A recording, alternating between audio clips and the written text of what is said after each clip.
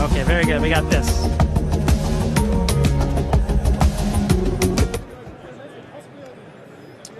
All right. Well, good afternoon, everyone. We are getting ready to begin another exciting presentation right here in the Philips Healthcare Forum, and we would love to have you join us. Thank you for being here. We're going to be underway officially in about 2 minutes, and we have a great presentation for you. We're going to talk about the power of predictive analytics, and Dr. Kvedar is here to tell us a little more about that, so we'll introduce him in a second, but I have got immediate seating available if you're passing by. We tend to fill up pretty quickly at these forums because we're really taking an opportunity this week to bring in our top Philips senior leadership, some of the leading experts in the field, and a lot of different personalities in the area of healthcare as well. So you can see we have this schedule over on the desk, and you can get the entire lineup of our programming. We'd love to have you join us. But this is our only chance to hear from Dr. Kvedar, so we'd like to try to fill up some space for him before we go. So, if you are in the area, please come on in and grab a seat, and we will be getting underway here in just about a minute or two, as I said. Lots of exciting things happening. We also have a job fair happening over at the Hyatt Regency today. There's still 1 hour left on that. If you would like to join the Philips team, we can tell you a little bit about that. And we're just about to start now, so we have a great presentation for you if you'd like to join us. We have our guest, Dr. Kvedar, is here. I'm going to turn it over to him in just a moment. But we'd love to have you with us here as we get ready to start. Again, we only have one chance each day to hear from each of our experts. So I'd like to try to get a little bit of a crowd here. If you find you want to go, partway through, that's all right, but you might as well be comfortable. So just as a courtesy, I'm going to try to take about 1 more minute, if that's all right, to fill 3 spots. But if anybody wants to grab a seat, I'll start sooner. How about that? I'm ready to go as soon as we do that, but we'd like to go. Dr. Kvedar has told me he won't go unless it's standing room only, so I guess technically, yeah, it didn't say any such thing, actually. So, but I would like to try to fill up a couple spots. Welcome, sir. Nice to see you. The good news is I'll be getting out of your way here in just a moment, turning it over. So I've got 2 more spots. We'd like to try to fill them. If you're passing by, it'll just take about 30 more seconds. Anyone that would like to join us, we've got I'm like an auctioneer waving my paddle here. Don't forget to get one of these schedules, and please come in. We have a great one for you. I know it'll be well worth your while. Thank you for your patience. And let's just take a couple more seconds here. So we need to try to fill. Welcome, ma'am. You're just in time. I saved you a spot. They all wanted to sit there, and I said, no, I'm afraid you'll have to stand because I'm saving that seat. Would you like to join us for our brief presentation? We're just about to start. Thank you so much. And I have room for 1 more. All right, if 1 more would like to join us, we can have a full house for Dr. Kvedar. I know you guys are going to find this well worth your time, and we'd like to get underway right now. All right, welcome. Nice to see you. So thanks for your patience, everyone. Again, I'm Paul Trainer. I'm your host. So today and tomorrow we'll be having exciting sessions with outstanding speakers on topics ranging from population health and care coordination to advanced analytics and clinical informatics. All right here at Philips, starting at the top of every hour. So as I said, you can get the schedules and the speaker topics right over there. But this afternoon, we're very excited to have Dr. Joseph Kvedar. He is the Vice President of Connected Health and Partners Health at Partners Healthcare, and under his 2 decades of leadership, Partners Connected Health has launched a number of innovative mobile health programs, virtual care initiatives, and clinical research programs for the more than 1.5 million patients served in their affiliated hospitals, including Brigham and Women's Hospital and Massachusetts General, and also specialty hospitals, community centers, home care, and other health-related entities all over the Northeast. So Partners Connected Health programs are helping providers and patients better manage their chronic conditions, maintain their health and wellness, and to improve patient engagement in clinical outcomes. Dr. Kvedar also serves as program chair for the Connected Health Conference, which is an industry-defining event co-hosted by Partners in Connected Health and the HIMSS Personal Connected Health Alliance. He's also the author of The Internet of Healthy Things, and we're very excited to have him with us, so please help me welcome Dr. Joseph Kvedar. Thanks. Thank you very much. So this is a story about 2 things that I want to just give you context before we go through the slides. One of them is a working academic industrial collaboration, and those of you who are on either side of that know very well that these things are often not working well, they're often painful, but this is the 2nd year in a row I've presented this work at the Philips booth, and we're working quite well with Philips, and it's a tribute to them that they know how to work with an academic group, and again, I'll explain to you why that's been so effective in a minute. The second is it's about the power of the Lifeline pendant. And we think of this personal emergency response service story as about the age-old ad on TV of I've fallen and I can't get up. And of course, that value is still there, but it turns out a couple things of interest. That one is that most of the calls coming to the call center from that pendant are about chronic illness management. That's something that we helped Philips discover as we analyzed their data. And the second thing is that the pendant itself, and this is work I presented last year, the pendant itself has a better predictive value of a hospital readmission than most of the monitoring equipment that we use, like scales and blood pressure cuffs and the like. So that's kind of just backdrop. Today I'm going to talk about sifting through some of the chronic illness management data, and I'll tell you how we got together with Philips and gathered that data set and how our data scientists parsed it. But the take-home message is really about the middle segment. We always talk about the top 5% who generate about 50% of expenses, and most people put their emphasis there. And of course, we're going to continue to put emphasis there. But most of what we're going to talk about today is that middle 50% or 45% of people, and they actually move around a lot. And you'll see by the data that I show you that they can account for even more cost than the top 5. So that's the headline. Let me walk through it now and tell you the story. So we all know that the proportion of the population that's getting older is growing. Those of us that are baby boomers are entering our high maintenance healthcare years. And this whole notion of what we can do, as I said, with a PERS system is really what this is about. Simple pendant that you wear around your neck. My father-in-law wears one. They're exceedingly common in the age group above 65. And again, we think of them mostly as a tool for calling someone when you're in an emergency situation. Again, what we've learned is most of the time those calls are about how to manage chronic illness, and that's what the call center folks have learned over time. So what we want to talk about today is hospital utilization and how we look at healthcare expenditures. These are objectives of our work with Philips. There's a number of things going on. We're going to focus on those two top objectives today. And I'll tell you about the study sample. So this is a sample of patients. This is the other interesting thing about the relationship is we are not only a research partner with Philips, we're also a customer. Our Partners Healthcare at Home, our home care unit, uses their technology for our chronic illness management outreach program. So we took data from our own organization and used Philips CareSage analytics platform to generate these insights. So just this slide is just about the demographics of the population, some of it not too surprising. Age, greater than 80% of them over 80, so that tells you something. They're not going to be using a lot of mobile apps, tablets, things. That's why the pendant is such a powerful tool in that age range. And as you could predict, they have a lot of readmissions to the hospital. This is generally a population of people that are high users. Now, the other interesting thing I'll point out is that 31% of them have greater than 4 chronic conditions.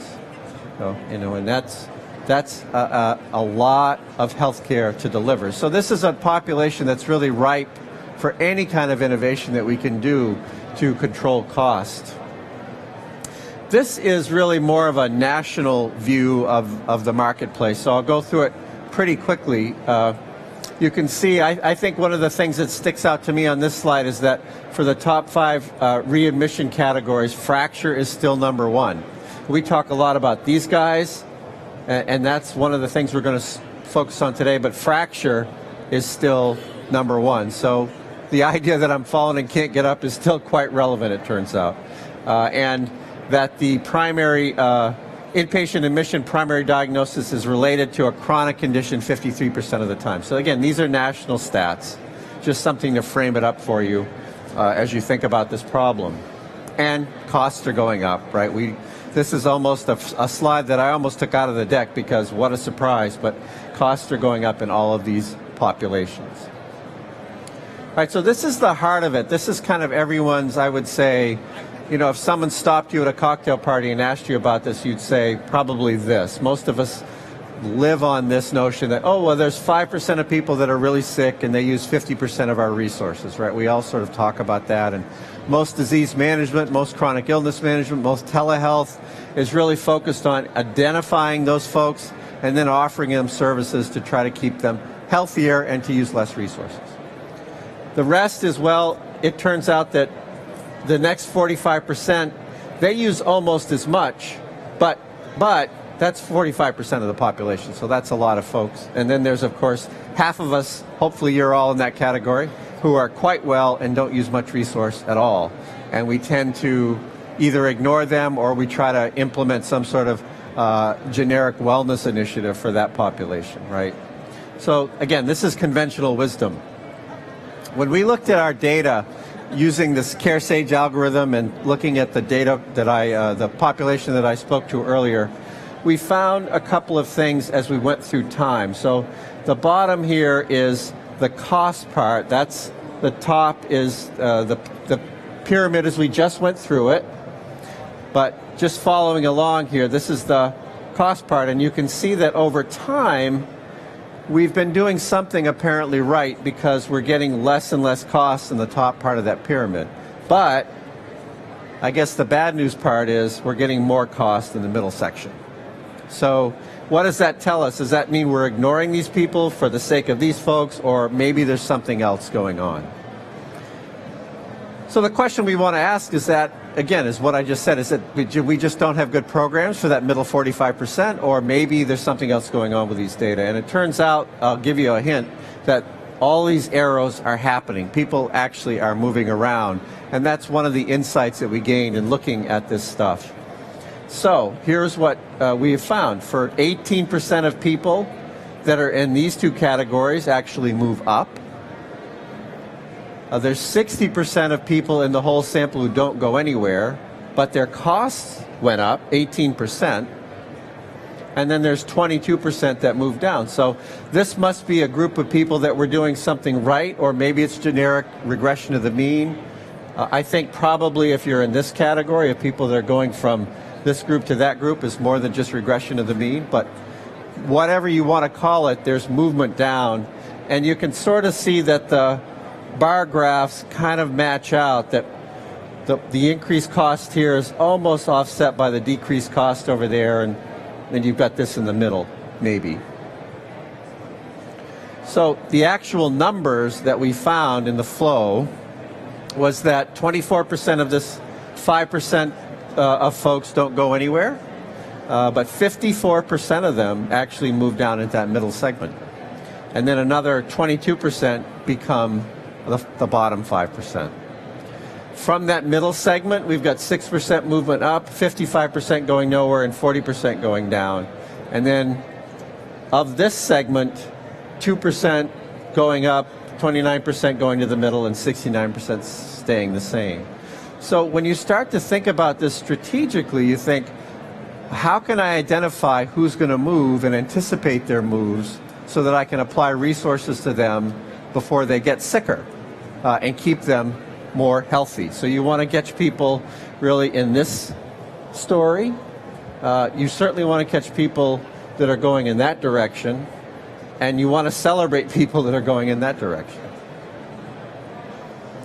And again, so the data shows that, as I said before, it's just about a wash, that we've been paying so much attention to the cost in this segment, the cost reductions, but costs are going up in the green and they're going up in the yellow, and they about offset one another. So once again, it tells us that maybe we should be paying some attention to this middle segment, and that's really the essentially what the data from this story showed. So we're now looking at ways that we can further use this analytic engine that Philips has to look more closely at the population and try to predict people as they move between those segments. And how can we apply, as I said earlier, programs and resources to them so that we don't just focus on the sickest, but we look actually more at the movement. So the summary, again, I'll just go through it again one more time. Number one, really, between us being a customer and having shared data and us being a research partner and being able to use their analytic engine, we have a really good relationship that flows in both directions in terms of value. And our data science team has had an enormous amount of fun with the Philips team.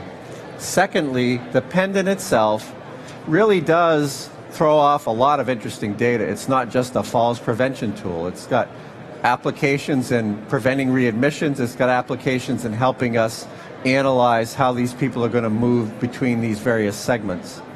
And then the last take home is that that middle segment is worth paying attention to and trying to garner and predict people that are going to move around, especially move up, and try to catch them before they move up so that they don't incur additional costs to the system.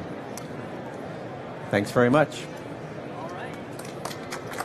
Dr. Kvedar, we really appreciate it. Thanks to all of you for your time. Any questions for Dr. Kvedar before we wrap things up? We have one. Will you use this, and please nice and loud so we can hear you? Thank you for your presentation. Thank you. How did you determine the cost? I mean, what source did you? Well, because there are patients, so that's again one of the fun things about this. They were our patients from our home care group, so that we had all their cost data in our own system. Yeah. I think we have another one. Do you have any staff, like nurses, that do complex case management on these members that do the outreach? We do. We have, I mean, it's part, I didn't really talk about Partners. Partners is a massive organization, 2 academic hospitals, a very large non-acute function, including home care, rehab, community hospitals. So we have over 300 case managers in our system. And home care itself has a call center that does just outreach to these folks through technology. So it's a lot of investment. Again, we're still tweaking it. I wouldn't say we've got it perfectly right at all yet. We're still learning how to use those staff the best way possible. Great question. Any other questions? All right. Well, once again, thank you very much for your time. Thank you, Doctor. We appreciate you being here. All right. And, my pleasure. If you'd like to join the discussion, or if you have questions to ask, please, you can do that at Twitter. Tweet at Philips Live from hashtag HIMS and 17, sorry. And give us your thoughts or your questions. We have great presentations at the top of the hour all week long, as I said. At 4 p.m., we have Dr. Greg Hindall from BayCare Health System talking about how they achieve coordinated care with their telehealth initiative. So that'll be another very good one, and we hope to see you there. Thanks. There are topics all week long at the top of the hour. You can grab a schedule before you go, too, at the desk. Thank you.